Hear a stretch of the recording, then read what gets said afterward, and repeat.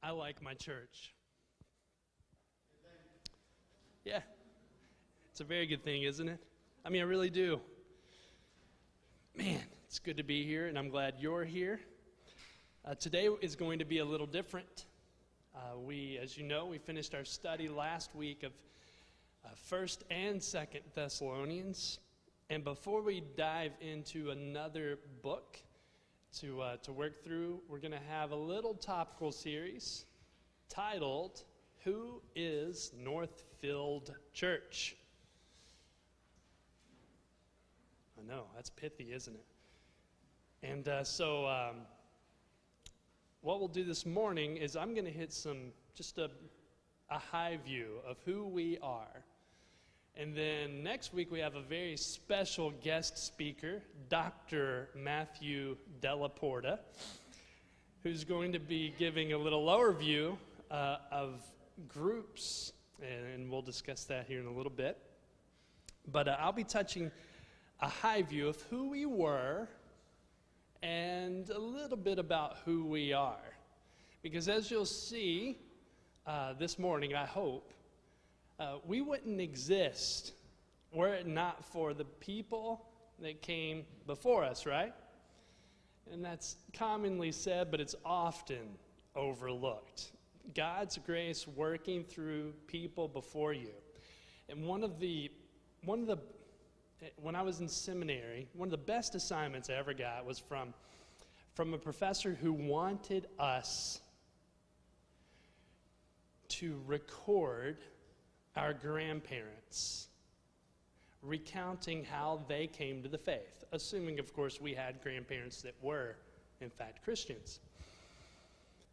And I had a grandmother who was a Christian, and I remember taking my audio recorder, and it was one of the most fruitful conversations I've ever had, something I certainly don't regret. And if you have a mom or dad or grandparent who does know the Lord, I would encourage you to do the same. We had about a 2-hour conversation, and I got to hear about people that I had never heard about, that had these very subtle impacts in my grandmother's life, which led, by the grace of God, led to her coming to understand the gospel. So we're going to talk about who we were and a little bit this morning about who we are. Now, before that, I have a few announcements. First, this morning we got a call from Miss Marvel. She fell last night. She is not hospitalized. It's not as serious as a fall could be, but it was really the cutest conversation. She calls and says, I didn't turn the lights on, and I tried to get out of bed, and I know if I don't turn the lights on, I'm going to trip over something, and I didn't turn the lights on, and so I fell.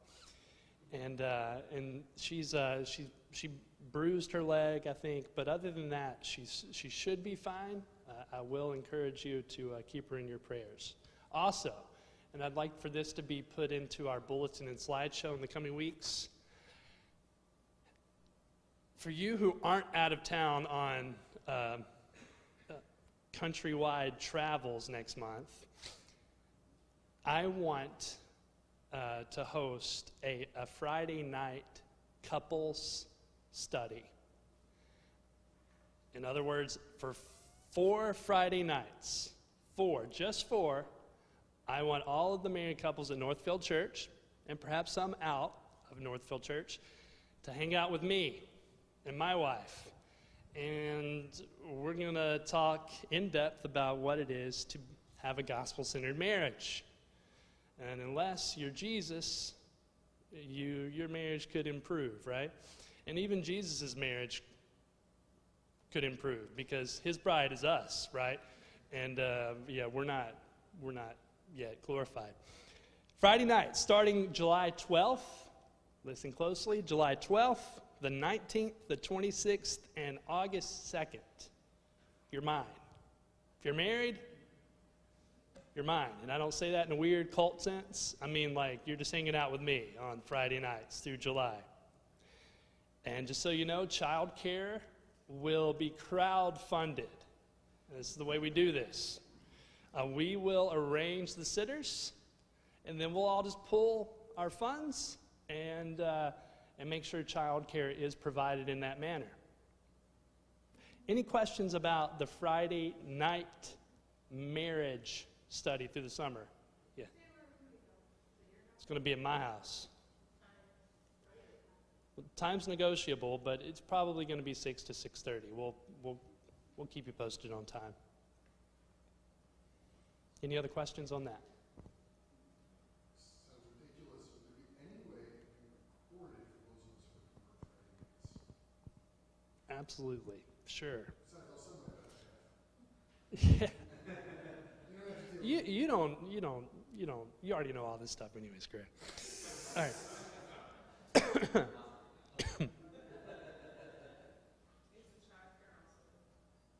What's that? No, it'll be here. And if you remember a couple of summers ago, we did a parenting study in this manner, and so the sitters hang out here with all of our kiddos. We'll usually get pizza for them so that you guys don't have to worry about food. We know it's stressful. So all that, it's easy peasy, y'all. We make it as easy as possible. All right. And then finally, I just want to give a plug for our small groups as a whole. Like, the Lord has really blessed us as a church with an increasing involvement and number of small groups. And what the study we're doing now is by Rosaria Butterfield. It's called The Gospel Comes with a House Key. It's one of my favorite books. And so the women started it, and I loved it so much. I was listening to Krista's audiobook with her, and I loved it so much that I decided the men needed to do it too. And it's all about using radical hospitality in your own neighborhood.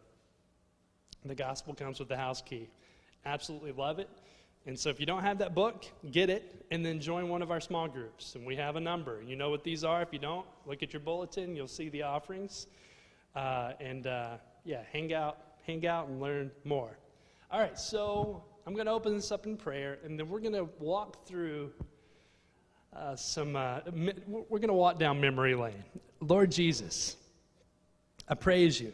I praise you for all that you've done to establish this church, to preserve this church.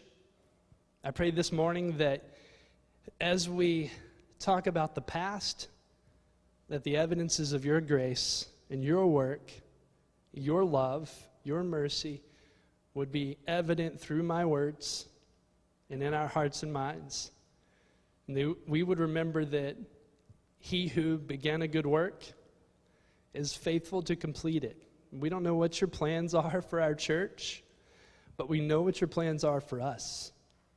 And I pray that we would trust you to continue to move and work and sanctify and glorify us, Lord, in the days and weeks and months and years ahead. Amen.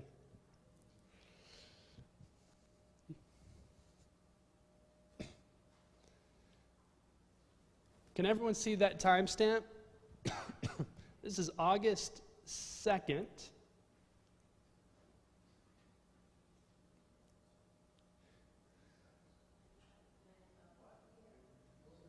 Yeah, 1997. This is a church, a house right here in Pittsford, over near the old YMCA building. It is where our church began. And what occurred there is a handful of families, Southern Baptist families, started hanging out just in the form of a Bible study and quickly outgrew it. And as a result of outgrowing that small little house church, they then had to get a new place.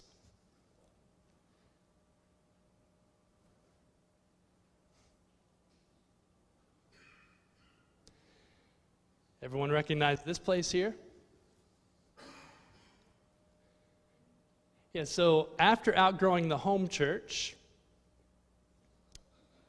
this small gathering of Southern Baptists rented out the second floor of, I guess, was then an art gallery or a framing company. Okay, rented out the second story of this place, and by God's grace, it quickly outgrew this place. And I don't think we have pictures, but what occurred in the weeks and months following their arrival in this place is that they had to rent space from the building behind this one on Sundays, which is the Masonic Temple. Talk about irony.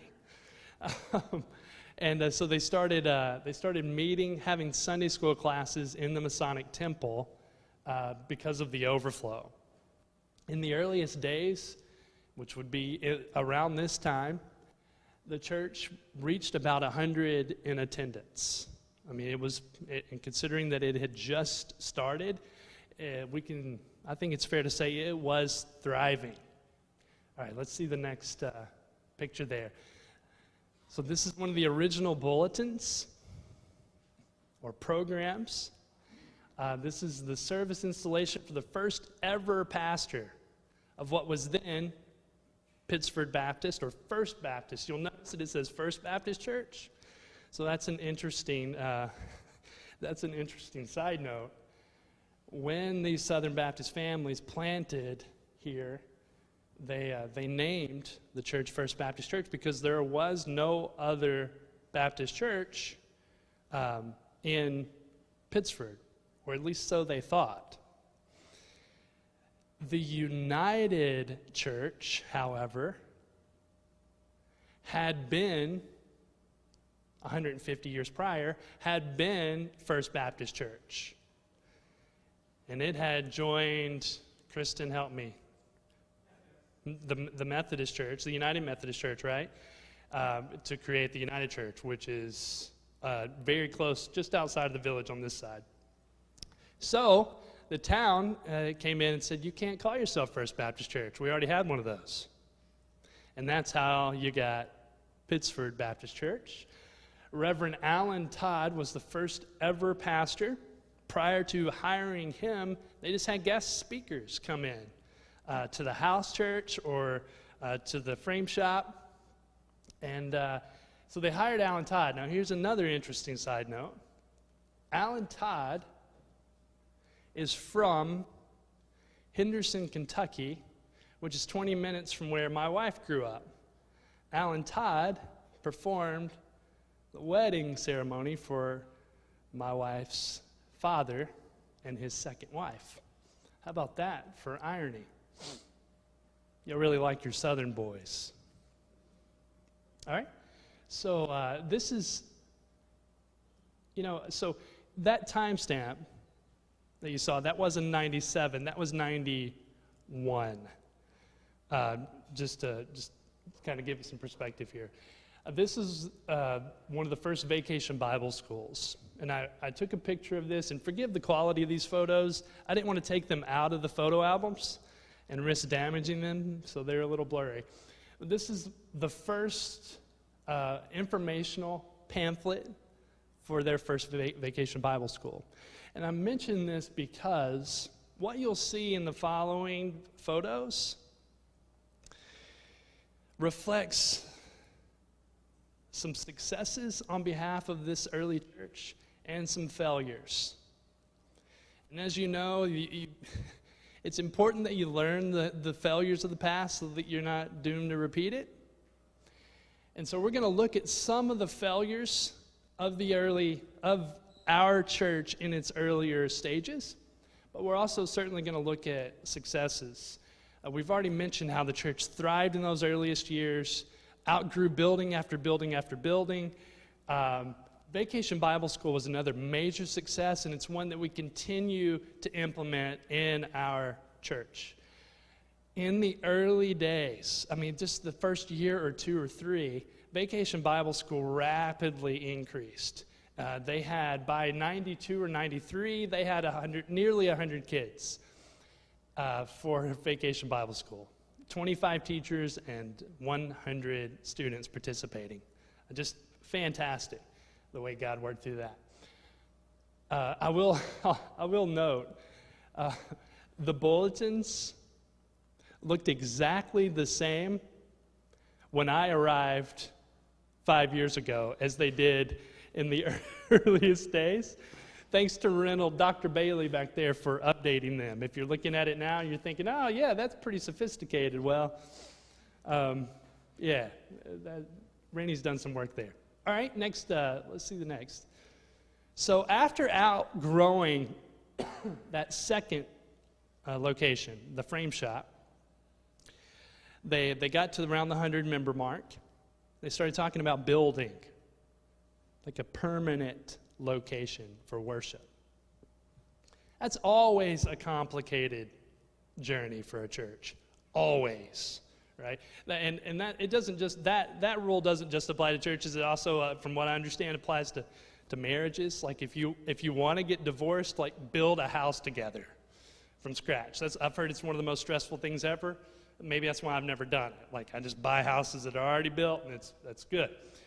But the church entered into a building campaign, and this is one of the first flyers on that.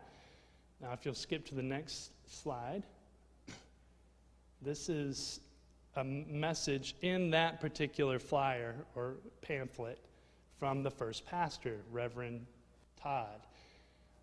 Pittsford Baptist Church is an exciting place to follow and worship the Lord. Our history is one of a people whom God has continually blessed. Yes, there have been challenges, but God has granted us the grace to meet every need. As we have grown, the blessings from God have also grown. With growth comes new challenges. Our greatest challenge of this day is the purchase of land and the building of a center of worship and ministry. With God's help, I believe we can meet the challenge. We share a faith which believes that God is blessing His work at Pittsford Baptist Church. As we begin our Challenge to Build campaign, I believe the Lord has great plans for this fellowship. True, the road ahead is challenging, but God is up to that challenge. Alone we are helpless. Together with God, we can meet the challenge. After all, the scriptures say, I can do all things through Christ who strengtheneth me. Catch the Spirit, meet the challenge. Alan Todd. So you can kind of get a sense, right? Things are moving. These early days, these early years are really good. Now here's an interesting note on how we ended up at our current location. The original location was a different spot, located on the corner of Marsh Road and Route 31 in Pittsford, right across from the post office. So if you're from Pittsford or one of the surrounding neighborhoods, you can probably picture where this is located. That was the original intent. Now, that would have been, in some ways, a great location. It certainly has a little higher visibility, but it's right down the road from, Pittsford Community Church. That didn't play into the decision. What eventually happened is the town, for reasons that we don't really know but can probably understand, the town said, no, you can't have that spot. I'm sure there was some zoning regulation, and we've walked that journey, haven't we? So they had to find a new location, and that set in motion the events that led to this spot. Any questions? Okay. Now, those are some of the successes. In the early days, the church navigated a tricky building campaign, and obviously they rallied the funds to establish this place. They somehow convinced the town of Pittsford to let them buy the spot and build on it. That's a testament to God's grace right there. And VBS was thriving, the numbers were thriving. But for the next couple of slides, I want to show you what I believe humbly, what I believe to be a critical failure of our church in its earliest stages. So Pittsford Baptist Church, this is in one of their first informational flyers. Pittsford Baptist Church outgrew its rental space almost as fast as it was occupied. Studies show that a church will not grow beyond 85% of its occupancy space, which is still true, by the way. And we consistently have attendance that fills our space. More space is needed for further growth. New, greater visibility in the community is resulting in higher attendance. We must accommodate the many visitors who come our way. I want you to read the next sentence carefully with me.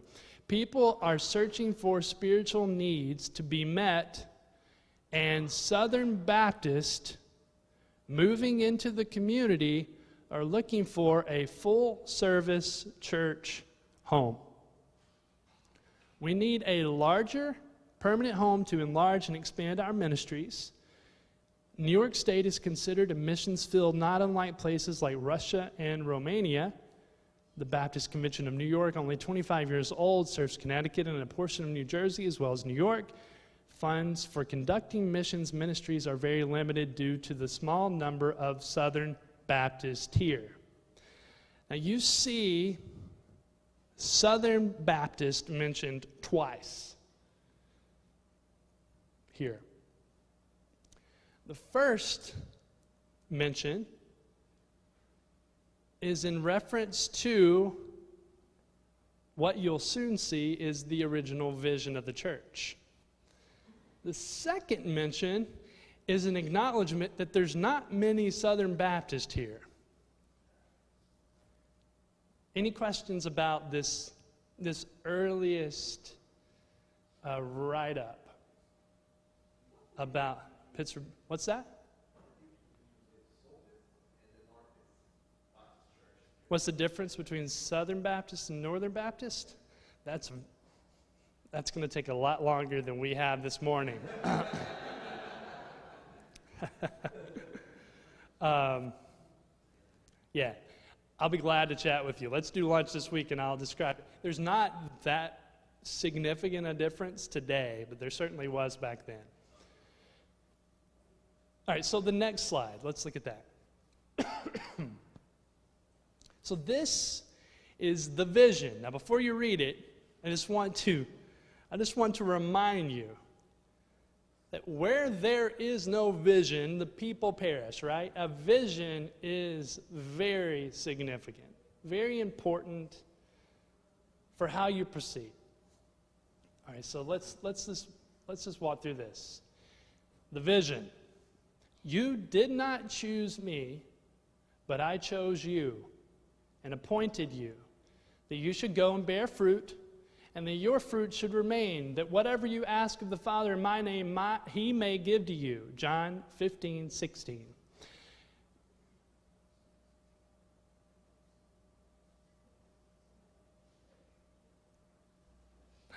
Pittsford Baptist Church prays for the opportunity to increase our witness in this community and provide a church home for who?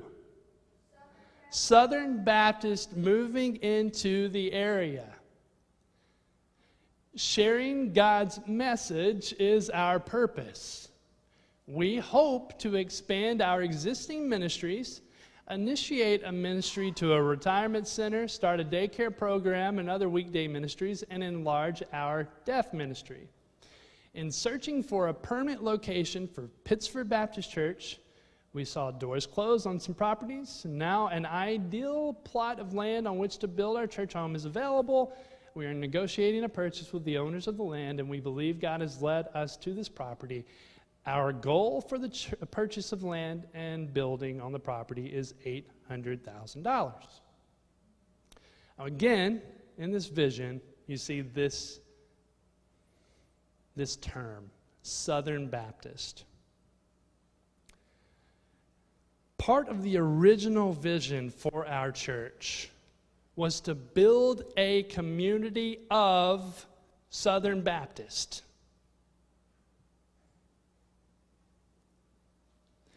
Specifically, Southern Baptists who were moving from other parts of the country. Because what they acknowledged in the early days is that there weren't any Southern Baptists here. So do you understand the conflicting and problematic nature of the original vision? Our vision is to be a church that reaches the community in some ambiguous sense by building a church for Southern Baptists who are moving to the community. So guess what? They succeeded with this vision. They took out full-page ads in the early stages of the church, in the yellow pages, because that's where you marketed back then. Big yellow page ads. And I wish I had a copy of one of these that said, hey, I'm paraphrasing, if you are a Southern Baptist and you've moved here recently from the South, like God's country, or the Midwest, God's other country, if you've moved here, then we have the place for you. And guess what? People responded. Because Kodak and Xerox were booming in those days, people were migrating from all over the country. Families, Southern Baptists, were migrating from all over the country to live right here in the greater Rochester area. Not necessarily in Pittsburgh, mind you, but in the greater Rochester area. And they wanted a Southern Baptist church. And they found it. And people were driving 30, 40 minutes to attend our Southern Baptist church. But what's the flaw with this vision? First, it's not Jesus' vision. Yes, ma'am. You tell us. What's that? You wouldn't be here because you weren't Southern Baptist, right? Right. Yeah. The flaw is that the church vision, and this is, I'm saying this respectfully to everyone before us, but the church's original vision was not in line with the Great Commission, at least not fully. They sought to build a church of like-minded individuals because it's comfortable and fun to be around people who are like-minded. It's not nearly as messy as actually fulfilling the Great Commission. I told this story yesterday at our small group. I'll tell it again. Fulfilling the Great Commission it's messy. Krista and I have started hosting a neighborhood cookout on Saturday nights. And we just invite everyone that's available to come. Some of you are looking at me like, why? Because we're crazy and because we believe in the power of God's grace working through you in the lives of your neighbors. But we've been hosting this community picnic at our house on Saturday nights. And this, not yesterday, but the week prior, a couple that we had never actually spent time with came. They weren't believers.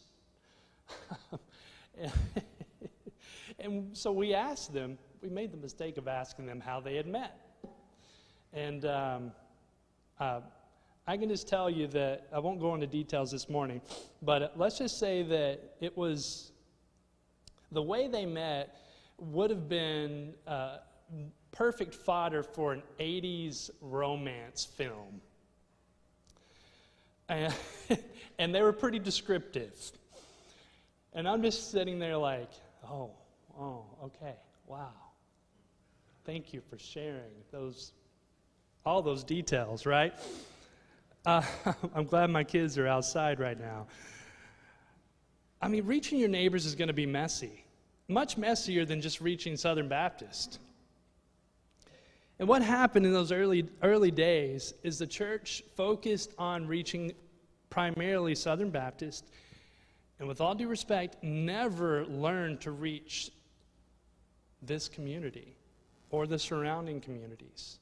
In fact, what would happen is occasionally someone from Pittsford or a surrounding neighborhood would visit, and they would be taken aback because everyone in the church spoke with a Southern accent.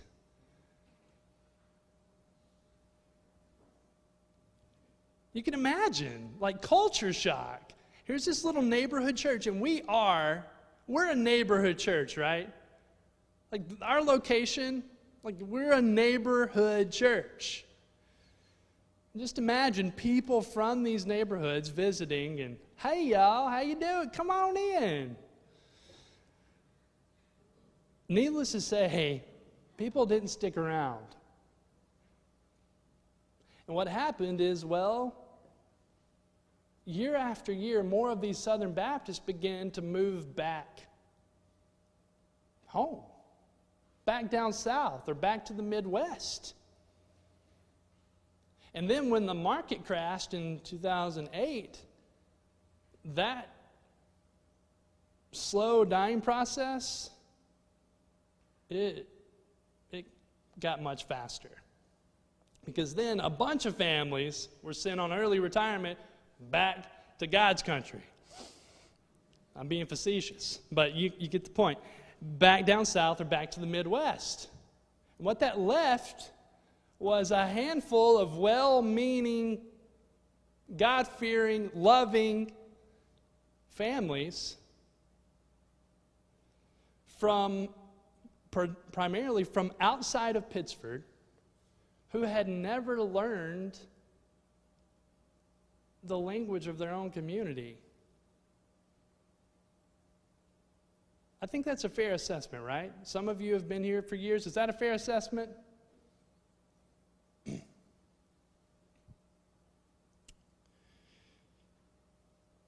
And so what we've done with the vision is try to steer it away from focusing on Southern or Baptist. Now, we are still a Southern Baptist church. We don't wear it on our sleeves because there's really no need to. When someone asks you who we are, there's no shame in saying, yeah, hey, we're a Southern Baptist church.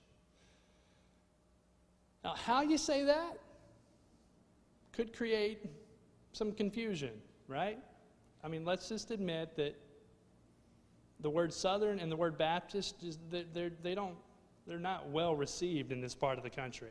And there are studies that prove that. In fact, one of the steps that I took along with the leadership at the time when I came here was changing the name from Pittsford Baptist to Northfield Church. The reason we did that was because we'd consulted a couple national studies that showed people were less inclined, in the Northeast, people are less inclined to attend a church with Baptist in the name. And so we made that shift. But regarding the vision, we've moved away from Southern and Baptist, not doctrinally, just regarding our outreach and our outlook. We're not going to survive if we try to reach Southern Baptist. We're not even going to survive if we try to reach evangelicals. If that's our long-term goal, if that's our vision, is to reach like-minded Christians, we're not going to thrive. By God's grace, we've somehow got to make an impact, a gospel impact on the large unbelieving portion of our community. Let's just acknowledge we have a large unbelieving segment. Your neighbors in all likelihood, are unchurched or unbelievers. All right, let's see the next slide. So this is just a synopsis of what I've already said. In July 1988, a small group of Southern Baptists who had relocated to the Rochester, New York area from all over the United States met to discuss and pray about starting a church in the town of Pittsford, a suburb of Rochester. There was no Baptist church in town.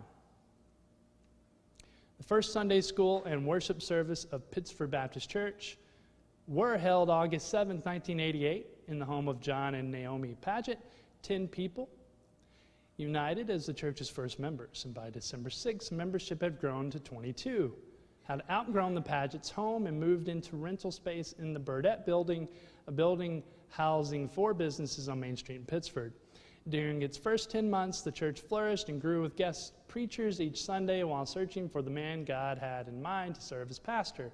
In April 1989, the Reverend Alan Todd, then pastor of a church in Kentucky, was called as PBC's first pastor. He began his pastorate in June 1989 and lovingly serves and leads this growing fellowship. In 3 short years, membership grew from 10 to a current 96 people. 36 other members have moved on to other states and become PBC's nationwide support network. The church has a mix of members from other places and native New Yorkers. 35 people have been baptized into PBC. And as church programs, ministries, and membership grew, space became crowded. The Masonic Temple next door was rented for additional Sunday school class space on Sundays, and other events requiring space larger than PBC's sanctuary. Vacation Bible School, necessitating moving, enrollment grew from 61 in 1990 to 75 in 1991, and as I said earlier, it actually hit the 100 mark a year later, necessitating moving some classes into space at a Presbyterian church nearby. Okay? So that's the history. That's how it all started. And if you're wondering how you got in this pew, well, part of that story is this one, that some good old Southern folk, Southern Baptists, had moved up here and they wanted a church for them. All right, let's go to the next slide. So this is one of the earliest announcements on VBS. The end of school meant the beginning of Vacation Bible School at Pittsford Baptist Church, Pittsford, New York. 90 children and 25 teachers enjoyed a week of stories from the Bible and God's message for everyone. Arts and crafts, refreshments, recreation, and music were a part of each of the morning sessions held the week of June 23rd to 27th. And the week ended with a family night where children received certificates and talked about the scriptures they had heard. They also sang some of the songs they learned during the sessions and took their parents to the classrooms where they showed items they had made. The evening program ended with a slide presentation of the week's activities. Exactly. That's right. I mean, we borrowed this from predecessors because it worked. It was a wonderful way to impact the community, assuming you invited the people in your neighborhood. All right, next slide. This is then after Pastor Todd left. This is Pastor Cliff Houston and his family. And as you'll see there, it's timestamped 1995. And Cliff came during the building campaign and was successful in raising the funds necessary to get this place erected. But as I've mentioned, what happened after this place was established is that the death process began. All right, so the next slide. That's our old friend Sally, being Sally. I don't know what's on her mind there, but I mean, does that not look like Sally? That's like, if ever there was a facial expression that belonged to her and her only, it's that one. I love it. That's our Sally. All right, so the next slide, and this is the last one.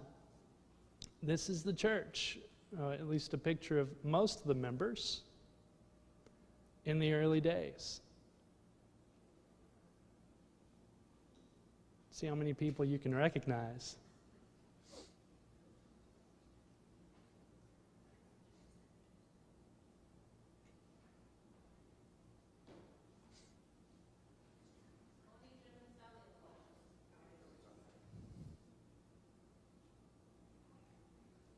So in the bottom right, kneeling on one knee, that's Dave Fillers. right above him to the left is his wife, Linda. And then on the far right, does anyone know who that man is on the very far right? No.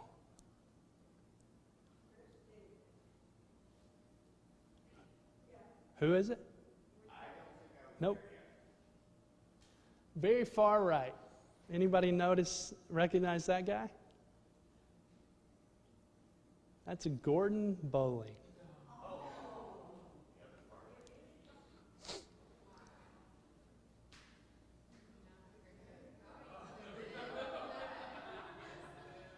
How about that?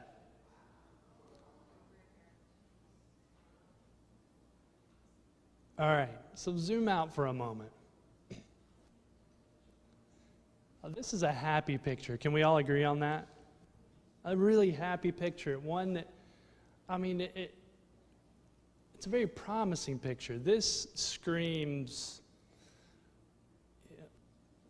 a successful future. But just imagine 3/4 of those people just suddenly disappearing and being relocated back to their home states.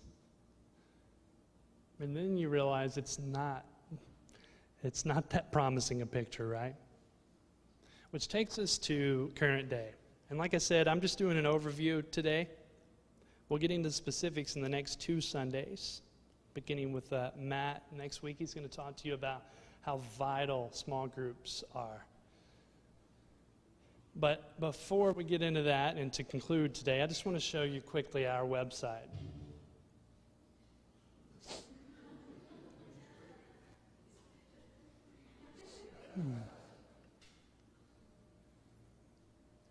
So you can get an idea of how the vision has changed. So if you'll scroll down. So this right here, this is our new and current vision for Northfield Church. We want to be a place, a church, an assembly, a fellowship where friendships are formed and fueled by the gospel. That requires, and we'll discuss again next week in detail, that requires radical hospitality. And if you'll scroll down, we won't watch that. That's a pretty cheesy video from some guy about our church. But if you'll keep going, this is all on our homepage of our website. So this is just a synopsis of who we are. If someone says, hey, who are you? You can refer them to our website. So the gospel is the good news revealed in Scripture. It is the free gift of grace made possible by the life, death, resurrection, and ascension of our Lord Jesus. Our worship services consist of songs and sermons which centralize the gospel. So we are about 2 things, very simply. And neither one of them are Southern or Baptist, fundamentally. We're about the gospel, and we're about groups. Go groups, life groups, small groups, whatever you want to call them. All right, scroll down a little bit more. Grow groups are where we join friends during the week to better learn the wonder of the gospel and live it out collectively. That's a very simple definition of what a group is. Now, this is regarding some of the particulars. Northfield Church is elder-led and congregationally ruled. We are Trinitarian, complementarian, missional, and gospel-centered. We have a high view of Scripture and aim to reflect God's Word by combining elements found in the Baptist and Presbyterian traditions. And then we have a doctrines tab. But scroll back up. I want to point out this line here. We are a Baptist church, but here you'll see that we're described as a combination of Baptist and Presbyterian. Can anyone tell me why we fall into that category?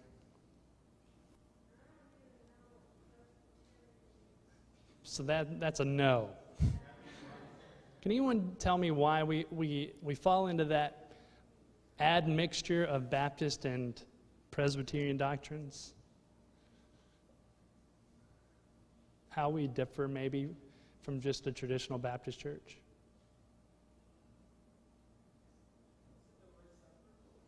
Nope.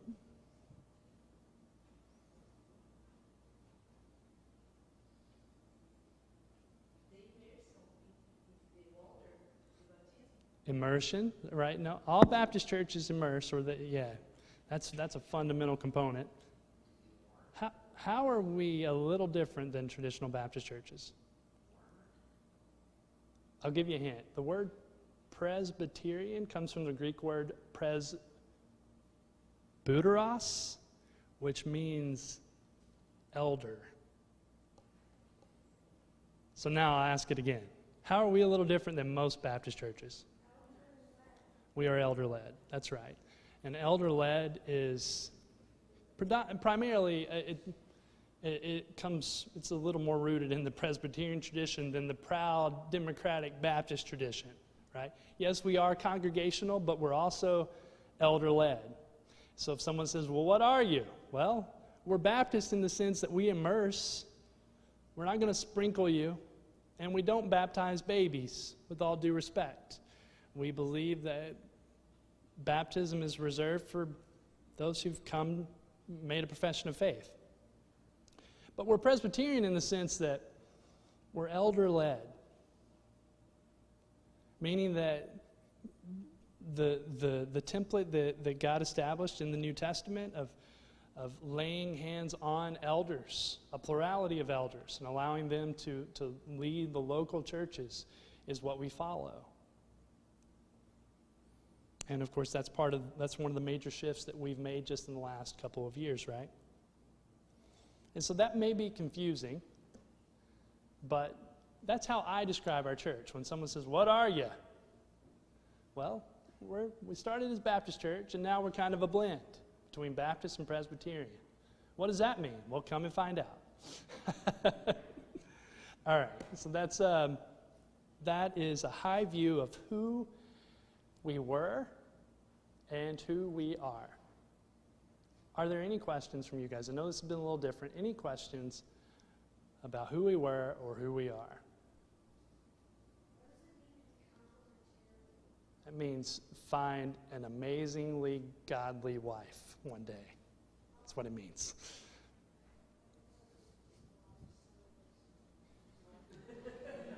That's true. Some vowels as well. Any other questions?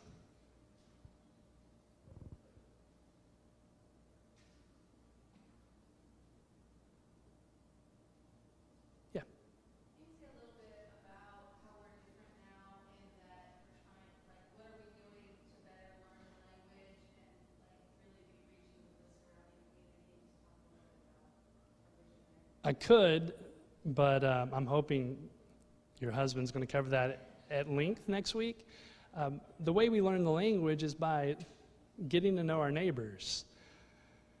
Like just loving on them, right? Inviting them into your home. And if you're not in a small group, I'll just emphasize it once again. Please join one of our small groups. This particular book is fantastic. Rosaria Butterfield, she's well aware of our culture here in upstate/Western New York. She was a professor for years at Syracuse and was proudly liberal in every sense of the word. And then an older couple, a retired couple, practiced radical hospitality. And her testimony is just profound, but through their radical hospitality, repeatedly, she came to hear the gospel. And it's the change that's occurred in her life is, it's inspirational, truly inspirational. And now she's able to write with a very unique and relevant perspective, specifically for us in our cultural context. But to answer your question, Serenity, we speak the language by actually spending time with the people around us in our community. Not just Pittsford, but the surrounding communities as well. Any other questions?